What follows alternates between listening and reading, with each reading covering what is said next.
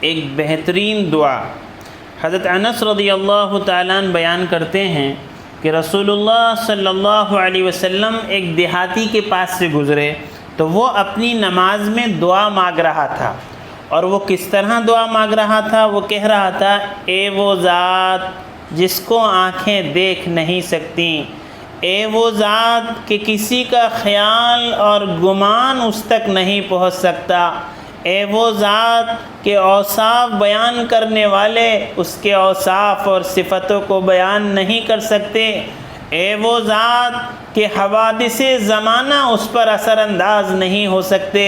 اے وہ ذات کہ اسے گردش زمانہ سے کوئی اندیشہ نہیں ہے، اے وہ ذات جو پہاڑوں کے وزنوں کو جانتی ہے، اے وہ ذات جو سمندروں کے پیمانوں کو جانتی ہے، اے وہ ذات جو بارش کے قطروں کی تعداد کو جانتی ہے، اے وہ ذات جو درختوں کے پتوں کی تعداد کو جانتی ہے، اے وہ ذات جو ان تمام چیزوں کو جانتی ہے جن پر رات کی تاریکی چھاتی ہے اور جن کو دن روشن کرتا ہے، اے وہ ذات جس کو آسمان دوسرے آسمان سے چھپا نہیں سکتا، اے وہ ذات جس کو زمین دوسری زمین سے چھپا نہیں سکتی، اے وہ ذات کہ سمندر کے پیٹ میں کیا ہے وہ تجھے معلوم ہے، اے وہ ذات کہ چٹانوں میں کیا چھپا ہے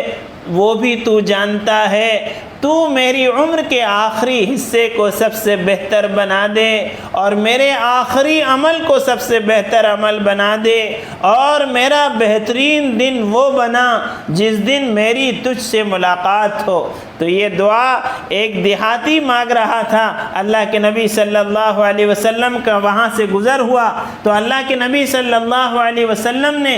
ایک آدمی کو یہ ذمہ داری دی کہ جب یہ دیہاتی نماز سے فارغ ہو جائے تو اسے میرے پاس لے کر آنا۔ چنانچہ وہ نماز کے بعد حضور اکرم صلی اللہ علیہ وسلم کی خدمت میں حاضر ہوا۔ حضور پاک صلی اللہ علیہ وسلم کے پاس کہیں سے کچھ سونا ہدیے میں آیا ہوا تھا۔ اللہ کے نبی صلی اللہ علیہ وسلم نے وہ سونا اس دیہاتی کو ہدیے میں دیا اور پھر اس سے پوچھا کہ اے اعرابی تو کون ہے، کون سے قبیلے سے ہے؟ تو اس نے بتایا کہ یا رسول اللہ صلی اللہ علیہ وسلم کہ میں فلاں قبیلے سے ہوں۔ اللہ کے نبی صلی اللہ علیہ وسلم نے فرمایا کیا تم جانتے ہو کہ میں نے تم کو یہ سونا کیوں ہدیہ کیا؟ اس نے کہا یا رسول اللہ صلی اللہ علیہ وسلم ہماری اور آپ کی جو رشتہ داری ہے اس کی وجہ سے آپ نے یہ سونا ہدیہ دیا۔ اللہ کے نبی صلی اللہ علیہ وسلم نے فرمایا کہ رشتہ داری کا بھی حق ہوتا ہے، لیکن میں نے تمہیں سونا اس وجہ سے ہدیہ کیا ہے